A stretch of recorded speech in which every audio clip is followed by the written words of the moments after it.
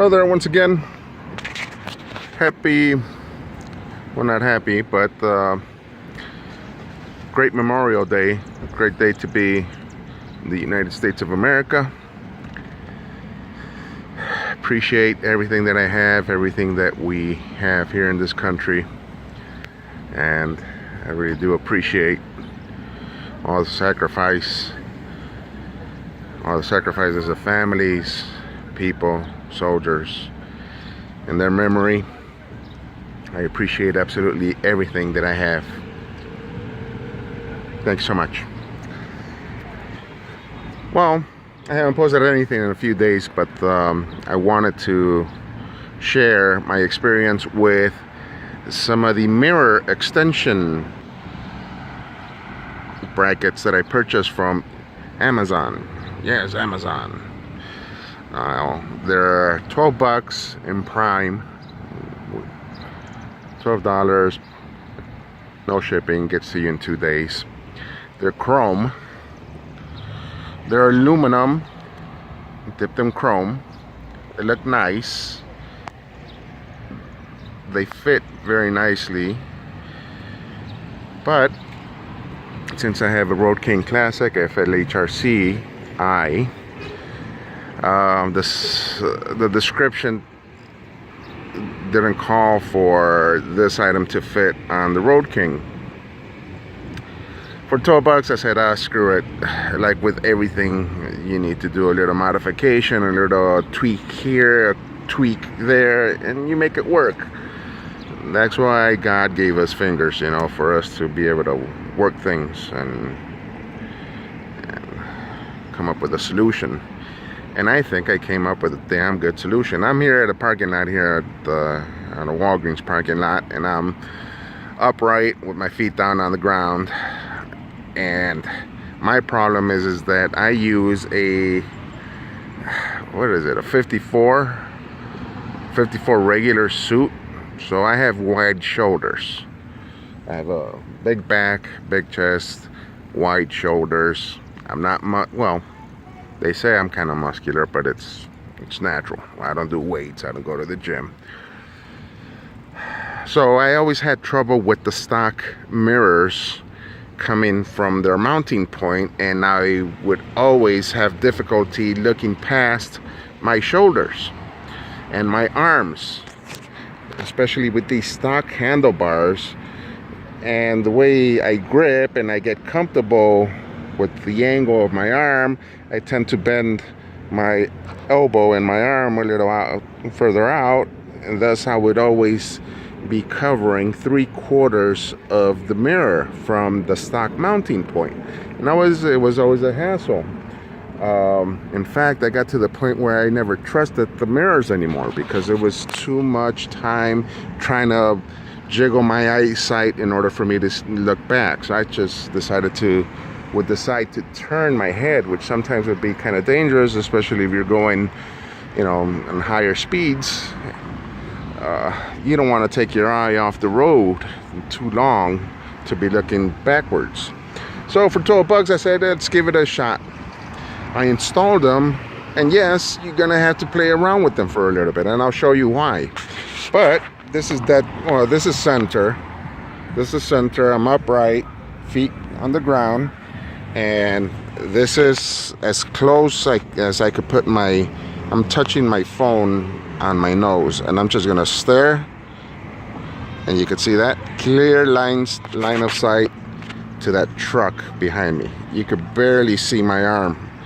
If I'm taking up 1/8 of that space, of that mirror space, it's too much. Okay, that's center again. Turn left, and there it is again. There's the truck again, and you could barely see my arm. And I think that looks pretty damn well. That's when I put them on and I centered myself and I started writing, I was so amazed. I was so happy to finally have some rear view mirrors that I could actually, they're functional and that I would be able to use. I played around with it a little bit before I bought the extensions. I took off the mirrors, I flipped them, I did the opposite, and I hung them from underneath here, how the new cafe racer bikes are using them, coming down from here, and they would stick out this way. But the problem is that on hard turns where you would cock your handlebar to the left or to the right, they would hit the gas tank, and no, that's a no-no. They look nice. I remember from my motorcycle lessons is that, you know, you don't want to be looking down for anything, because you look down, that's where you're gonna hit. You know, you're gonna fall. You're gonna be eating pavement. So it would have been, well, this is me straight. Let's say if I were to put them down here underneath the grips, so just to look down like that for me to turn, it would have been nice. It would have looked nice. Something different. On that, looking down like that, just enough movement and for me to look backwards, but it didn't happen. I didn't want to damage the paint and start bumping and bumping, so that possibility went away quickly. So I think this is pretty clean. That's my analyze right there. There. That's pretty good. That's very good. So, okay, time out. All right, time in. I'm going to show you how this came. This came with some chrome. Come on, focus, you fucker. Came with screws, some washers. Didn't come with nuts. An extended screw for you to screw this down in here. No, I lied. Came with a screw, washers, and this finish cap nut. Looks nice. It's chrome. It's shiny. So you use that there, and you use your existing mount or whatever the fuck this is, and I have a regular nut here. Now this one fit very easily. It fit very nice because this is narrow here, and underneath this little bracket it's got a little detent, a little stop there, and that little stop is going to prevent from this, if it ever gets loose, from this shifting forward or backwards from it. It prevents it from moving. Outstanding detail. It fits perfectly. The problem is that on the opposite side, where you have your clutch, the mount, the clutch handle, the whole component, it's different. You see how thick this is compared to this? Obviously you have your brake reservoir here, and look at where the hole is here. Compare the hole on the brake side and the throttle side from the actual handlebar tube or pipe is approximately 2 inches away. Two segments of my fingers is about 2 inches. Okay, but over here on this side, the mounting hole is only about 1 inch away. So it has that detent, and it would have worked great for the specific bike that they put down in the description that it would fit.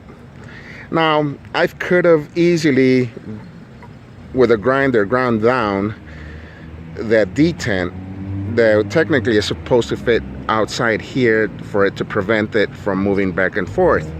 But you know what?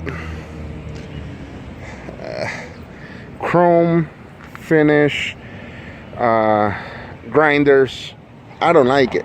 I don't like it at all. You get little fine bits of jards and splinters of aluminum or whatever, and I don't like it at all. So I went online and someone made a suggestion of, why don't you lift the whole bracket support with a couple washers, and thus making it set flush, even. And there's a little gap there. See if you can see this. You see, that's the detent. It didn't fall out. It's not falling back here and sitting outside and preventing this from moving back and forth. So, oh well, c'est la vie. I put a couple washers here, some stainless steel washers. That lifted it, so this is level. And just for reassurance, because you saw how much clearance I had on the mirror, I had laying around these aluminum spacers. Aluminum spacers, they're about ½ inch. They're a little under a ½ inch thick. No, they are a ½ inch thick. So that helped by bringing this up even further up. I found one over here on this side also. And you know what? I think most people could say, what are you doing? Yeah, what am I doing? You know what? I'd rather be able to look what the hell's coming behind me and making sure it's not going to jam me up my ass. I don't mind the look. People are looking at other parts of the bike and not necessarily these details here. You know, for the hardcore, you know, who another biker that knows, you know, as far as customizing shit and tweaking shit, they're obviously gonna see this and they're gonna say, yeah, that looks kind of shitty and kind of tacky, but you know what? That's their bike. Like AV says, that's good enough for the girls I go out with. Yeah. That motherfucker's a great, he's a great YouTuber. You learn a lot of shit from him. So I think that's a keeper. Amazon, $12. They're from a company, it's MTTMT. For $12, you can't go wrong. It brings out your mirror further up and outwards.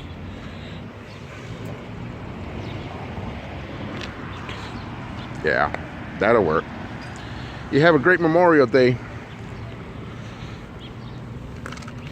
And God bless everyone. Take care. Keep you posted.